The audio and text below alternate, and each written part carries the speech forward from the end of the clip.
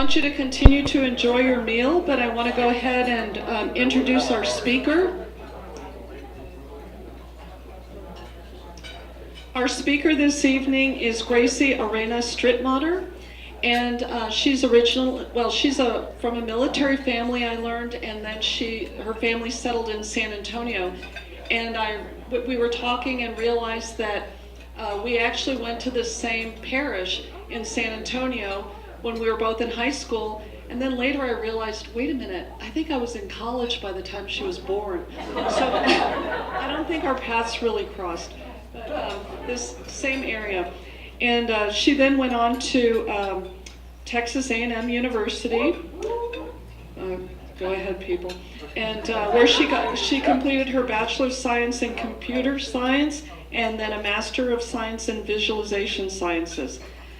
She's the first female university graduate in her family, so she advocates for the power of education and the value of women and minorities in technology.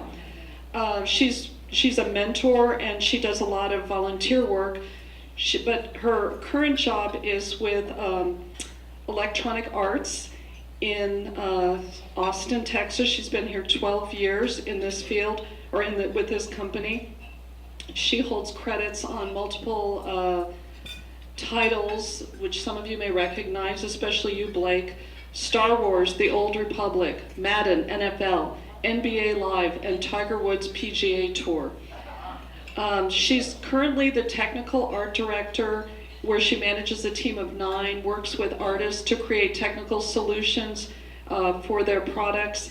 She's in the division of BioWare, which is a division of Electronic Arts. This is a total different world, so apologize.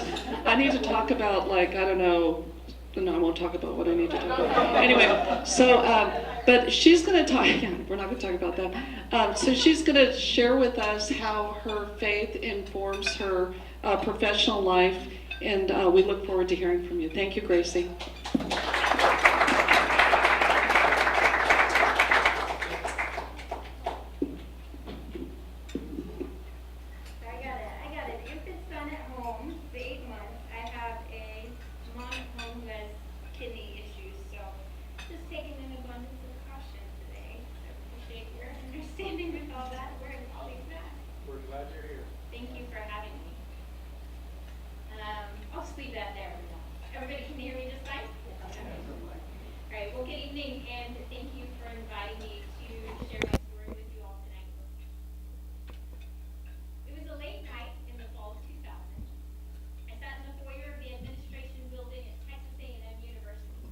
To my CD player, sitting on the ground before a grand staircase, studying the stained glass windows and poring over my colored pencil drawing assignment to get the shapes just right, even though the sunlight behind the windows had already faded long ago. The doors to the building had been locked for at least an hour or two, so I wanted to make sure I left things in a good place on my paper before I exited the building. It was just me and one other student that I didn't know. It was very quiet. And I wanted to, so the other student was in the opposite end of the foyer, so we were completely apart from each other. And in the darkened shadows, I presumably thought he was thinking the same thoughts, I want to make sure this is in a good place before I leave. And at some point he had had enough, and he packed up his supplies and got ready to leave toward the west end of the building. And I saw him out of the corner of my eye, and I saw him pause, turn around, and then he proceeded slightly toward me just to get my attention. So I slowly pulled the headphones down to my neck, and I heard him speak the most incredible words that still echo in my mind today. You can imagine we're just in a huge foyer space echoing. I just wanted to let you know that God loves you. He paused, and I looked at him in disbelief. And he continued and he said, I have no idea why I felt compelled to tell that to you. I just felt that it was something that you needed to hear. And with that, he exited and left. Now, I don't know who that was. I don't certainly wasn't somebody in my direct class. I tend to think maybe it was an angel that was there, with me that day.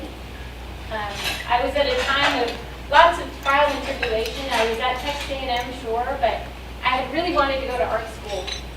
And I really wanted to go to Notre Dame. I really wanted to do all these other things. And Texas A&M was at the very bottom of that list.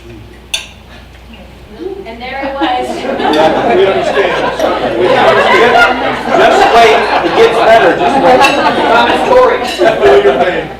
So long story short, I managed to utter a wow, thank you for that. And he left. So, like I said, it was a hard time. It was a message that I really needed to hear. And, through all of this turn of events, I'd ended up in this weird situation. I was frustrated. I was sad. But I came to understand that the journey that followed and those years that followed was actually a blessing in disguise. And so this is an experience that I've looked back on occasionally throughout my life and career as a reassurance that at any time, even if I am uncertain where I am, I know that I'm right where God needs me to be. So I'm a cradle Catholic, and as such, the beauty of the faith has been a part of my life since my earliest memories. And in fact, one of the ones that I remember most vividly is when I was about 5 years old. I was in my great-grandmother's house when she had just passed away. And I noticed this striking picture on the wall with the Sacred Heart, and it had a picture of a home next to it, and it said, Dios bendiga nuestra hogar, which simply means, God bless this house.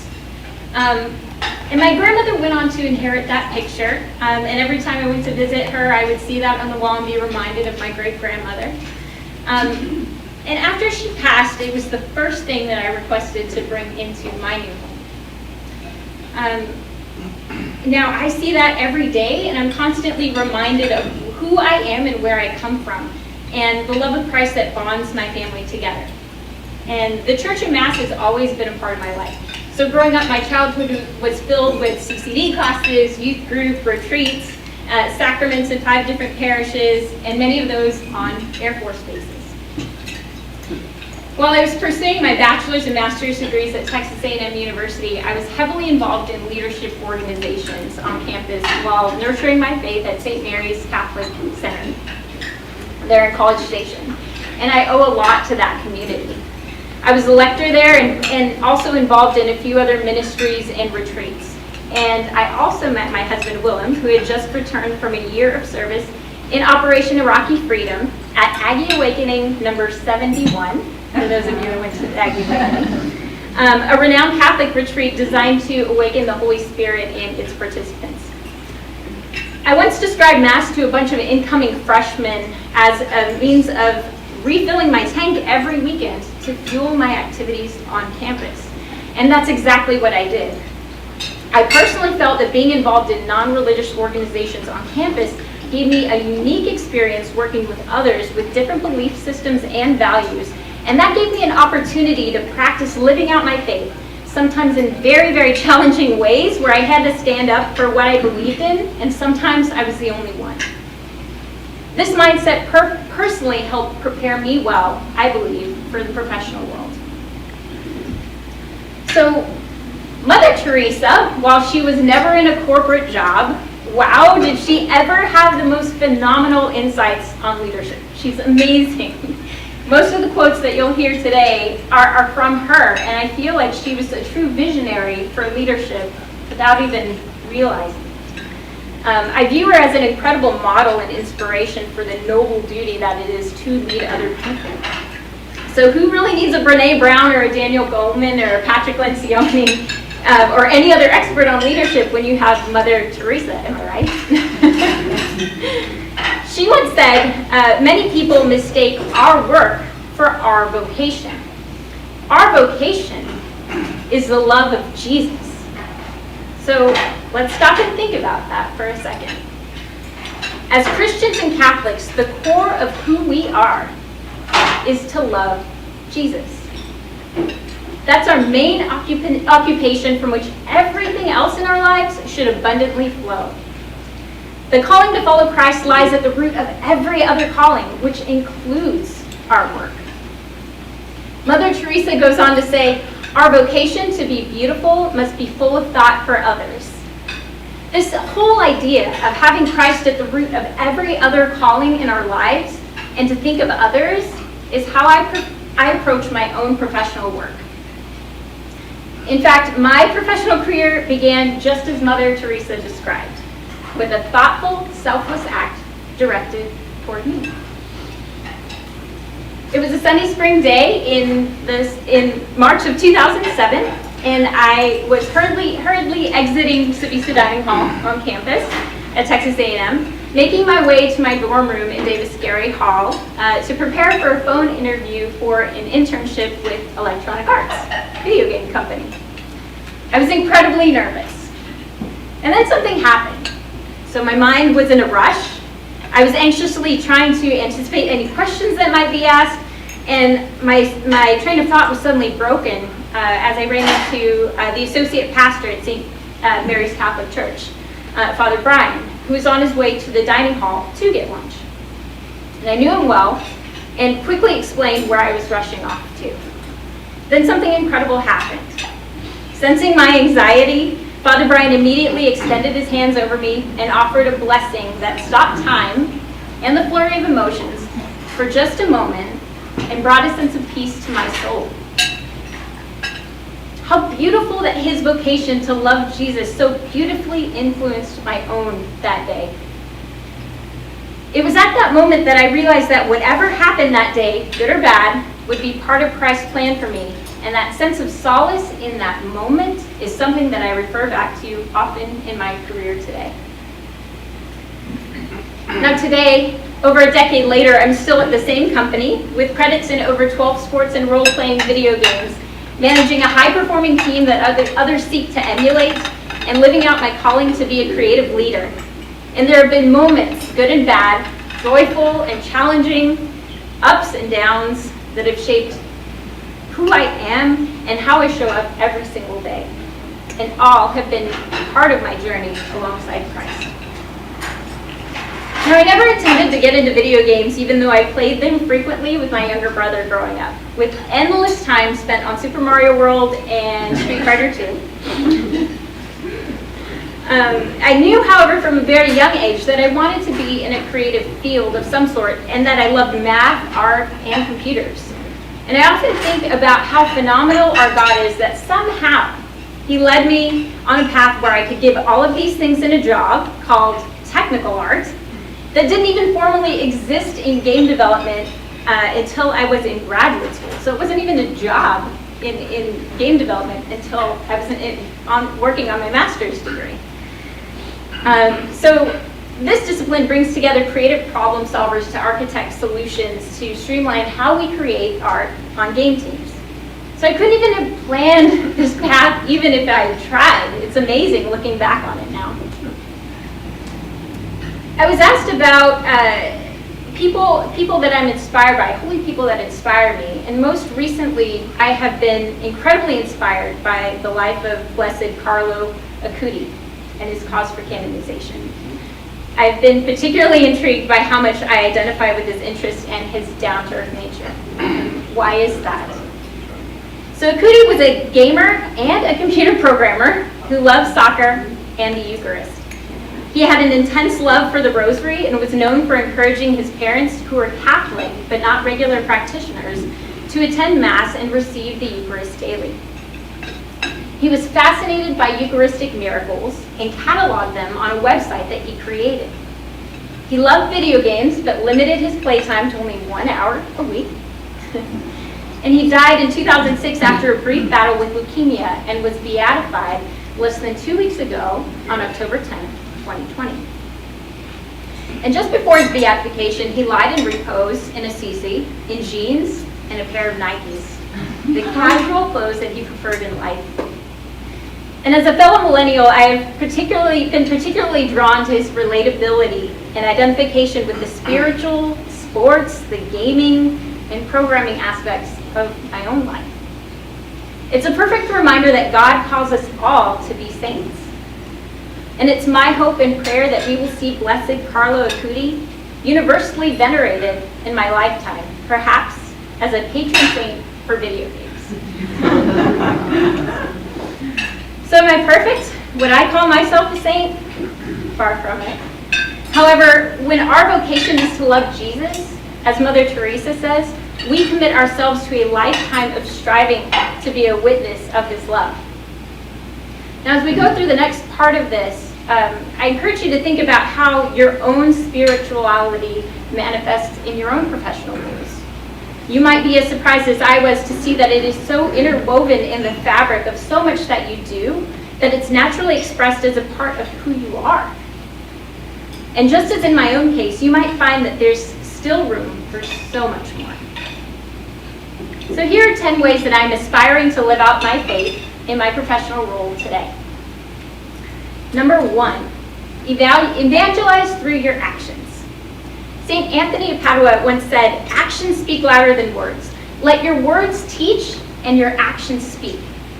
And to me, this means being authentic and true to everything that you do. Do what you say you're going to do and stick to it. And ultimately, I've found that the more true to yourself you can be, the more people will gravitate toward that authenticity. My actions come from a place of wanting the best for others, and I know, without a doubt, that my team is so well aware of this, that they are actively looking out for me and striving to better themselves as well. Now, these actions don't have to be world-changing, but they should be meaningful. And some of you might recall Mother Teresa's well-known quote, none of us can do, not all of us can do great things, but we can do small things with great love. And as leaders, we all want to do great things. We all want to do big things. It's hard to remember that sometimes what seems to be humble work is really the great things. They can be as small as diligently committing without fail to holding a regular one-on-one with your team members so that everyone has a reliable time to touch base with you. Or it could be making sure that action items that come from your interactions with team members and the team at large are followed up in a timely manner. Or connecting someone you know with another person in your network for a mentoring opportunity. Or pre-COVID, maybe bringing tacos into the office just because, or getting the team together for a virtual lunch just to promote camaraderie. There are so many possibilities, but whatever it is, stick to it. Your actions have the power to promote a workplace where people feel valued, supported, and have a high degree of trust in you. Number 2, honor the gifts that God has given everyone on your team. Mother Teresa once said, "You can do what I cannot do. I can do what you cannot do. Together, we can do great things." I believe that one of the humblest things we can do as a leader is to step back and let our team members shine. We can't do it all, nor should we ever be expected to. One of my proudest moments as a manager was when my team presented our work at one of the most prestigious computer graphics conferences following the release of our recent game, Anthem. Each one of my team members had the stage to tell the world what they had done. Bringing that game to life in a real interactive environment was a challenge on so many levels because your character could fly, the game environment was vast and lush and dynamic, and the art vision was to create this sense of fantasy that was grounded in realism. There were a lot of challenges there. And we worked extensively with our artists and programmers to bring that vision to life and to bridge art and technology to streamline creative development. And my team at the time of 7 people, through their unique skills, came together to help deliver a widely recognized, stunning artistic vision for over 100 artists on that game team. And in that panel, I remember saying that our team is sort of like the Avengers. You wouldn't have a complete team without Iron Man, Captain Marvel, Captain America, or Black Widow. And as leaders, we are force multipliers who are given the distinct responsibility to make sure that we clear as much of the way as possible so that our team members can focus on their own superpowers. More recently, as another quick example, I submitted one of my employees to a list of impactful technical women at my company. She received an accolade today from our Chief Technology Officer in a meeting room full of influential people around the company. This was one small but very effective way to elevate someone for their contributions. So think about those little things that you can do to really elevate people and lift them up in different ways. Number 3, be honest and as transparent as you can be. Mother Teresa said, honesty and transparency make you vulnerable. Be honest and transparent anyway. For those familiar with concepts such as psychological safety or the 5 dysfunctions of a team, you'll know that establishing trust on a team starts with your example. And in particular, with your honesty and transparency.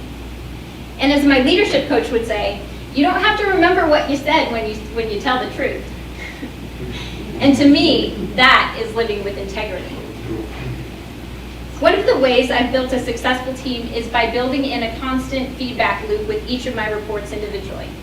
So waiting until year-end reviews, which is what a lot of managers tend to do to give all their feedback, rather than do that, I enable my team members to keep learning and growing with clear and more timely direction on how they can be their best selves in the workplace. And it's a dialogue that builds with each subsequent meeting that I have with them. I provide as much information as I can to help inform their growth, as much feedback as I can give, because personally I'm invested in their success, because their success is also my success. And while it's nice, no one ever got better by being told you're doing a great job. That's never very helpful. So this is how you build trust. This is how you create an environment where people aren't tiptoeing around their words for fear of being judged. Number 4, forgive those who hurt you. St. John Paul II once said, the ultimate test of your greatness is the way you treat every human being. And notice, it's not just the people you get along with, it's everyone. And spoiler alert, this is hard. I was recently given an end-of-year review that while it was okay, it was lower than what I had assessed myself in terms of performance. And I had asked my manager during the year for areas of improvement, but had never really received anything substantial.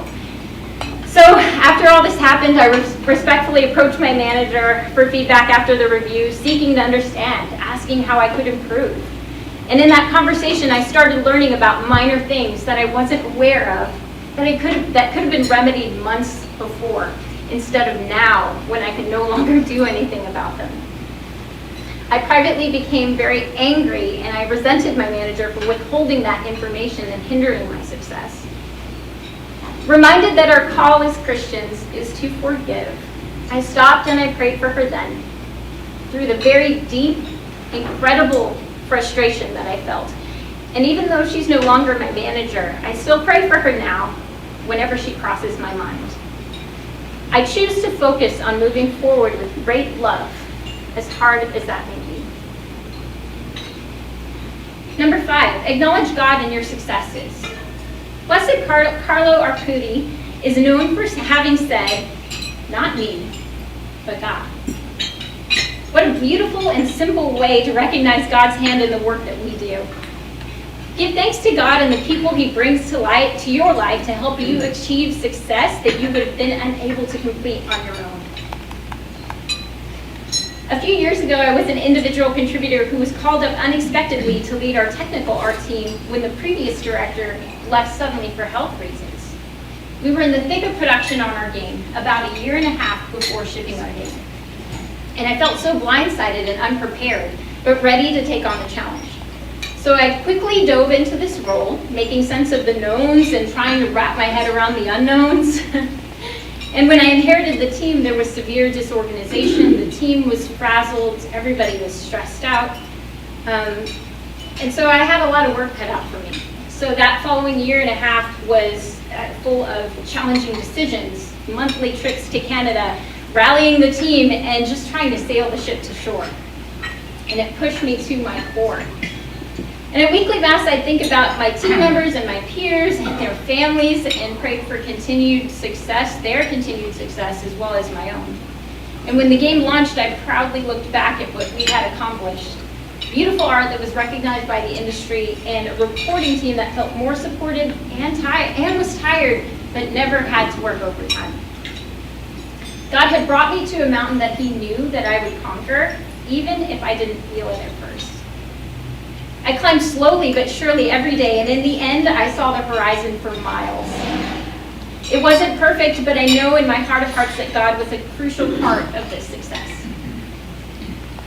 And personally, throughout the years, I've had mentors come into my life that have accelerated my confidence in the workplace and helped guide me on, my own teams to success.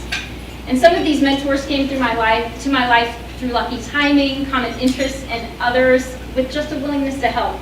But ultimately, all of that timing and everything that occurred therein was through the grace of God.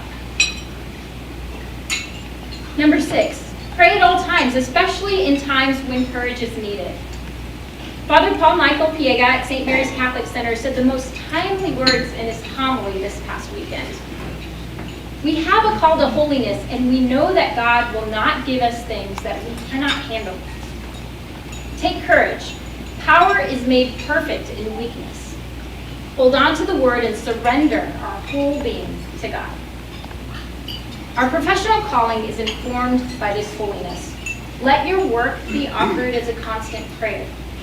Offer up busy days in this way so that your actions can not only be productive, but also align with Christ. Our call, or call out specific events in your day. So my grandmother used to say, "En el nombre de Dios," in the name of God, before she was about to embark on something unknown or do something very difficult. And I've continued to carry on this tradition not only in my personal life, but in my professional life as well. So sometimes it's expressed as a deep breath and a quick Hail Mary.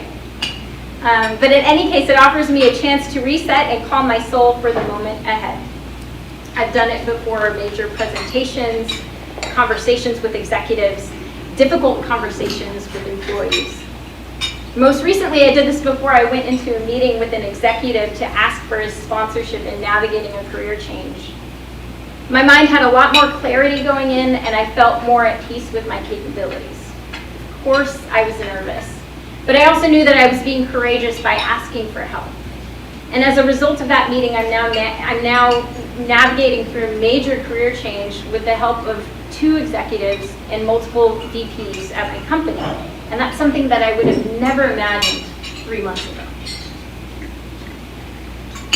Number 7, be a present and active listener. In her book, A Simple Path, Mother Teresa writes, "Being with someone, listening without a clock and without anticipation of results, teaches us about love." Sometimes I've found that simply giving time and space for others to be is invaluable. And sometimes that's our call as managers. And throughout the years, I've listened to new transfers on my team who were frustrated with their careers, people dealing with workplace issues, those going through trials at home. And as I gauged those conversations, I've cleared out extra time to help create the space needed for those individuals to vent, ask for help, or simply have a moment of silence. I'm not a counselor, and I don't have a psychology degree, but I can listen, I can be actively engaged, and I can be present. Sure, there are a billion other things to do in the workday, but in my view, if your people don't feel heard, then you're setting yourself up for a world of struggles in the future. A few months back, I inherited a new report on my team who is angry at being passed up for promotions, looked down at for his past aggressive behavior, and overall unhappy with his job, even though he clearly had the aptitude to do it. And at the beginning, I remember spending a few hour-long sessions helping him talk through years of pent-up emotions. Nobody had ever done this with him before. Tried to understand his point of view. And then we moved on to creating a plan to go forward. Slowly but surely, he gained confidence and his anger started fading away. We talked about tactics and ways for him to improve and incorporate more of his strengths and interests into the workday. And he began a great turnaround. A project transition occurred and he had to change managers, but the greatest compliment I received from him was an ask to continue meeting with him regularly to check in, which I absolutely did. At our holiday party, his wife, who I barely knew, came up to me and hugged me, thanking me for helping her husband find meaning in his work. And when he left the company for an exciting role a few months ago, through welled tears, I was the first one that he called up. And he told me that the time that I took to listen made a profound impact on his life. That, my friends, is what can happen when we listen to others as a way to put Christ's love in action. Number 8, help others live their best lives. Mother Teresa says, help one person at a time and always start with the person nearest you. And as managers, we're not only seeking our own calling, but are entrusted with developing our team members to help them find their calling and enable them to give their best selves. I'm a huge advocate of development plans, and you probably hear a lot of HR people in your mind right now when you hear the word development plans. They not only help the author get clarity on where they want to go in their career, but they also help us as managers to be able to provide the right opportunities for them so that they can get there. And one of the biggest transformations on my team was a 20-year veteran in the industry. He was initially skeptical about all of that. So why do I need to fill out all that? I've been in the industry for a while. I don't need to deal with any of that. Leading up to that point, I had a lot of difficulty with him, and he had trouble standing up for himself and taking ownership of his career. And so we started a values exercise where team members outlined 5 of their most important values, and then they ranked them from most important to least important. Granted, those 5 are all important, but when you really think about it, what matters the most to you? And then over a series of many one-on-ones, I worked with this individual to understand how those values manifested in his work life and what really brought him fulfillment, and began to draw parallels to his career ambitions. And I began providing him the forums and opportunities to pursue the goals that he had set forward. And this caused a light to click in his head as he was going through this process. And instead of viewing it as paperwork and time wasted, he actually began to see his career direction become clear, with me cheering him on the sidelines. And he's now the top performer on my team, empowered, leading company-wide initiatives, and poised to make an incredible impact on our upcoming projects. And all I did was show him an open door with a wealth of possibilities, and we went through together. Number 9, be empathetic. Mother Teresa says, let no one ever come to you without leaving better and happier. Be the living expression of God's kindness. Kindness in your face, kindness in your eyes, and kindness in your smile. Particularly in these COVID times, we've all had to exercise great empathy with ourselves and our neighbors. I have a woman on my team who has a spouse who also works. She has twins in school. She has a toddler.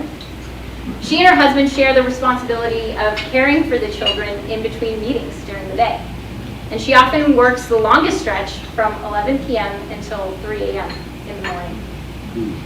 And she works incredibly hard to keep up with her work, which she does, despite being very tired and exhausted. And as a mother myself with an infant and a toddler at home and caring for the baby at home on days that my husband works, I relate in some ways, but not fully in others. Yesterday in a business meeting with our CEO, he folded airplanes for his son while speaking about the future of the company. And I thought that was a very poignant example of really just leading by action. Our example in how we carry ourselves at work must exemplify our humanness. Being an expression of God's kindness through empathy helps us set realistic expectations for ourselves and for others. And for me, I've tried to be more conscious about taking time off to recharge and encouraging others to do the same. I've stopped beating myself up about my infant getting fussy during a Zoom call or getting frustrated when someone on my team falls behind their work. Instead, I encourage frequent and transparent communication, regular check-ins to see how everyone is holding up, celebrate and reward accomplishments, and make sure people are taking that time off to recharge. Let our response to the frustrations that are going on now be met with kindness. And lastly, number 10, treat your team as part of your extended family. Mother Teresa, the unending fount of leadership wisdom, said, the openness of our hearts and minds can be measured by how wide we draw the circle of what we call family. Granted, my culture is a big part of this too. So as a Latina who has nearly 30 aunts and uncles and countless other cousins in between, I've learned that despite people's shortcomings, we're navigating life together. And I've extended that same line of thinking to my team community at work. My own direct family knows my team knows my family. We spend lots of time together, and at the end of the day, we don't have to like each other, but we have to be able to work with each other. And as we've worked longer with each other, we've grown in tune to each other's quirks and idiosyncrasies. And we all know, for example, that Robert is the talkative one, Elena doesn't take nonsense from anyone, John likes cracking jokes, and Brad likes to get his work done and go home. But the fact is that everyone knows that about everyone else in the group, honors and recognizes this, and can still achieve great things. And that means that we all have a high degree of emotional intelligence and psychological safety as a result. Robert cares that Elena is putting in too many hours and approaches me for ways that we can help her out. Brad knows that John has the right skills to help him achieve the next technological feat on our project, so he approaches me and we try to figure out how we can work out a solution there. But at the end of the day, this mentality has opened up everyone's hearts and minds. We also genuinely know and genuinely care what's going on in each other's lives. And that is a feeling that brings us together far beyond the output that we have as a team. And I'm especially proud of that. So, evangelize through your actions. Honor the gifts that God has given everyone on your team. Be honest and transparent as you can. Forgive those who hurt you. Acknowledge God in your successes. Pray at all times, especially in times where courage is needed. Be a present and active listener. Help others live their best lives. Be empathetic. And treat your team as part of your extended family. These are things that my faith has taught me that help me be a better person in the workplace. So that's easy, right? So to be completely honest, while I've had success as a leader in some areas, I'm always a work in progress.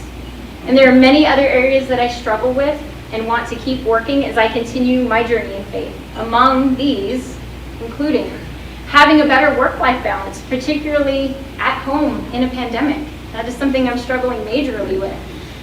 Also, I always want to help out. I always want to reach as many people as I can, particularly those who have a lot of potential but need help beyond what I have the ability to provide, whether that's time, resources, or what have you.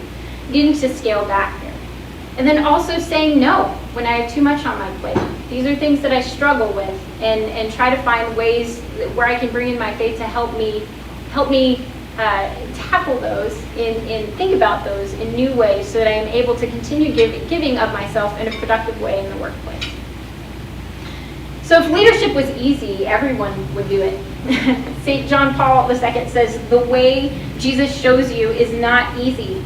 Rather, it is like a path winding up a mountain. Do not lose heart. The steeper the road, the faster it rises toward ever-widening horizons.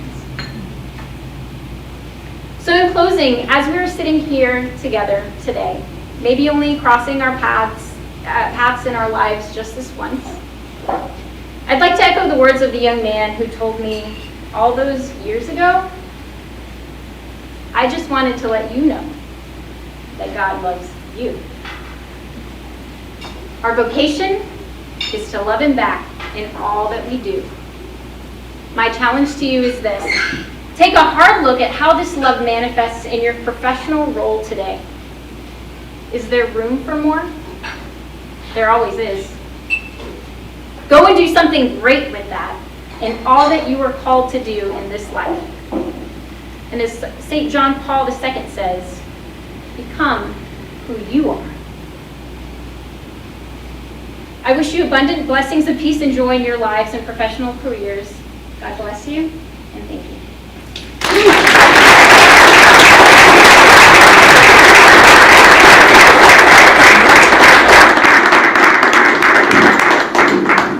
Thank you so much, Gracie. That's a lot of good information for us to think about. Does anyone have questions? I do. I'll ask. A question from the Aggie. There are a lot of things that I love about you, Gracie, but please tell me that either formally or informally, you have a chance to influence women to pursue careers that you have, particularly Latina women, because you're really good at what you do, but you're also really good at encouraging people to like find their gifts and do something with it. So please tell me that you get an opportunity to do that. Absolutely. So we have a number of employee resource groups at Electronic Arts, and we do have a women's group that I'm actively a part of, as well as a Hispanic and Latino employee resource group. And part of our calling with that group is to go out into the community and make sure that we are reaching individuals who are at that age where they're trying to make decisions about technology and being in roles like what I'm doing now, and making sure that we're reaching them and helping them understand that those are possibilities. And for those who may not be as familiar with technical roles, a lot of kids will make that decision about whether or not they want to pursue technology as early as 3rd or 4th grade. So we have to reach them quite early in order to do that. And so, yes, that is definitely something that I'm quite invested in. Being a Latina, being less than maybe 2 women in my classes going all through computer science. Even now, I'm sitting in meetings that are all men except for myself, knowing that I have a noble obligation to represent women in technology and make sure that our voices are heard. And part of that is inspiring people and helping them understand that if we don't continue raising each other up, then we're never going to see those numbers. Now, women in games in particular, we have about 26% women in game development. So of all women, or all people working in games, 26% women. When you look at the demographic of women that are playing video games in the United States, that's 50%. So our representation as game developers is not quite matching what we're seeing in terms of our player base. And what's happening is that that's crippling what our products look like, because we don't have adequate representation and ideas coming from women to influence how we are creating these products and reaching greater masses. And so these are definitely things that I think about, and I try to do my part and inspire other people to do that as well, and really understand the critical crossroads that we're at with all of this, because I believe it's an important cause to be a part of. Thank you. Other questions? I'm just curious how we had the grace to hear you tonight. What's the connection between Focus and you? Was there someone else that... It's all Catherine. Whitaker's the connection. Okay. Yeah, gotcha. Awesome. It's the Aggie thing. It's Aggie. Chris. Oh, I'm sorry, not Focus. Legatus. On the brain. Yes. I have a question. I was struck by your message of encouraging people and lifting them up, and yet what if they're not doing the work? What if they're trying to get a free ride? So how do you balance the love and compassion with a really tough message? Yeah. I've actually had people on my team that have exited out, but it's through guiding and questioning. So I've noticed that you aren't as responsive with your work, or I've noticed this about you, and helping them introspectively say what it is that's on their mind that's causing that hindrance of work. And often that revelation or verbalization of what they're feeling often helps them make that decision for them. And I've seen this happen numerous times where you question and say, I've noticed these things, can you tell me more? And often that comes out of them. And I actually had a young man when I first transitioned into my director role who was very, he wasn't engaged with the work, going through it very slowly. And so after a while, I sort of noticed that, and I said, hey, talk to me about this. Can you tell me more about that? And ultimately, there were things going on at home and all these other things that were compounding on the work environment. But ultimately, that helped him think about, maybe this isn't the right place for me. So I didn't have to go super far with that. It was more of that introspection and helping them understand, is this where I need to be? Susan? What inspired you to go into gaming? It was actually luck through that internship. So I guess to rewind, my brother and I used to play growing up, and so I never really thought about that being a viable career option, and I think many still don't. So that's why I like to talk about game development as a career, because it's often something that we don't think about, but it's a really rewarding and fun. Because I'm effectively providing the same experiences that my brother and I had growing up. I'm doing that for somebody else, and to me, that's very fulfilling to be able to do that. But ultimately, I was actually looking to go into feature film development. I wanted to work on animated films for Pixar and DreamWorks. And I actually was at a stage right before I left my master's program where I had an offer from DreamWorks. And I had just come back from electronic arts. And I was like, oh my gosh, my career ambition is here. But I also know I'm going back to a team that I love, that really helped nurture me during my internship and was supportive. And so ultimately, that's what ended up weighing my decision. I didn't anticipate to go into it as a career, but I knew that I loved the people, I loved the work, and the team that I was going back to, no doubt, were incredibly nurturing. In fact, 80% of my team back then, 12 years ago, is still at the same company, in different places, but we're still there. And so I think that's a true testament to how nurturing that team was, and how really special that bond with them was to have led me down this path. All part of God's great plan. Any final question? Yes. You mentioned pursuing a major career transition. Can you share what that is? Sure. So I've been in technical art all this time. I've always been fascinated by leadership, building dynamic teams, setting a team culture. And part of this career transition is moving back into the sports area with the intent of helping lead our sports division here in Austin at our studio as a studio director. So it'd be a completely different change, but I'd be exercising different muscles in some ways, a little bit more than what I've already been doing, so it's just a natural extension, but I'll be doing a lot more targeted development at understanding how to run a business as opposed to just being on the technical side. So I'm going to move over. But that's something that came from great support from numerous mentors and supporters and advocates around me to help me understand that change and understand that was something that I was capable of doing and capable of doing. And it's something that I'm nervous about because I don't know everything about it, but going into a new job, that's how we all feel. And so I'm excited about it. It'll be a good change. I'm sad to leave my old team, but I'm also excited about the possibility of being able to expand my breadth and ability to impact more people. Okay, last question. How are you finding good people? Or is there plenty of talent in Austin? And tell us a little bit about that. That's true. I think in Austin, we actually have quite a luxury. Our counterpart studio is in Edmonton, Canada, which if anybody's familiar where that is, it's in the Alberta province, probably about 7 hours north of the country line, so once you cross into Canada. Extremely cold, very short days right now. I've been there in every single season. I've been there, every single month of the year, and it's not a particularly enticing place to get people to come work, especially when you compare it to Austin. So we've had a lot more luck recruiting here in Austin, and we do have very burgeoning video game presence here in Austin, from indie game studios all the way through our studio, which I believe is the largest AAA, which is the amount of AAA is defined by the amount of people within the company. Ours is the largest presence here in Austin, so we have the entire spectrum.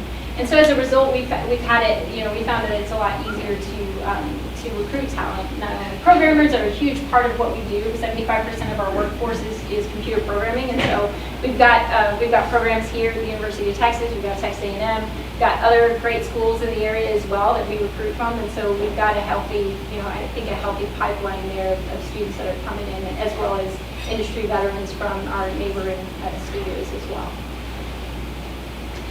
Thank you, Gracie, and good luck with your new career change. Thank you.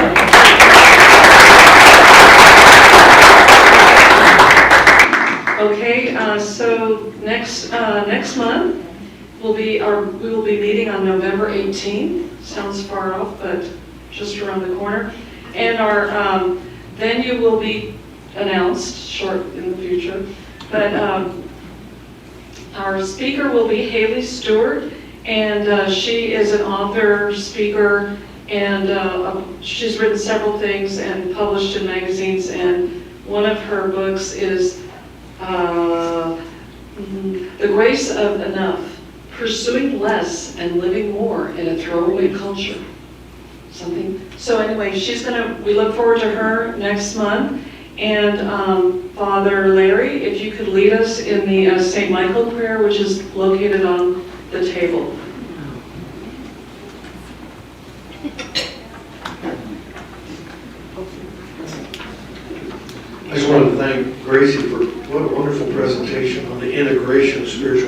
work. I don't know that I've ever heard it done so well.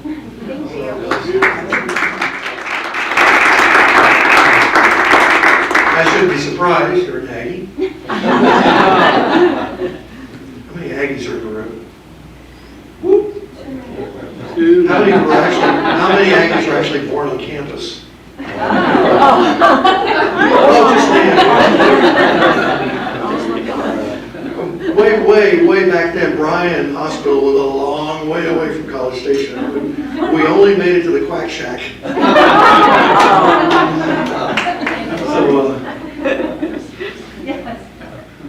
And also it's just a wonderful message about the integration of our humanity and our work. I'm reminded that we are human beings and not human doings. I think that's marvelous. Let's offer our prayer to St. Michael the Archangel. In the name of the Father, Son, and Holy Spirit. St. Michael the Archangel, defend us in battle. Be our defense against the wickedness and snares of the devil. May God rebuke him, we humbly pray. And do thou, O Prince of heavenly hosts, by the power of God, thrust into hell Satan and all the evil spirits who prowl about the world, seeking the ruin of souls. Amen. May Almighty God bless us in the name of the Father, the Son, and the Holy Spirit. Amen.